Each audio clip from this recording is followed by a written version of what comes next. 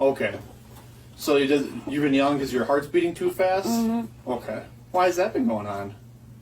Don't know. You're a very nice guy. Can you sit down and talk to me?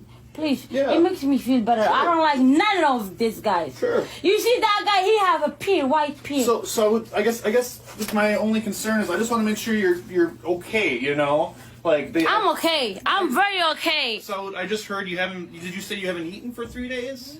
Like waa laga xidhay shishada hadda ku qabtay. Yeah, 3 days. Well, that's not good, Saud. Yeah, but I've been drinking water and milk and stuff like that because I'm fat and I don't like food. Okay. And people always call me fat.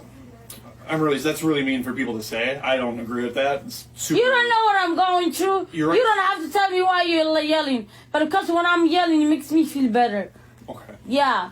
Okay. So yelling's your way to, Yeah, the way to call me, and I curse, I call them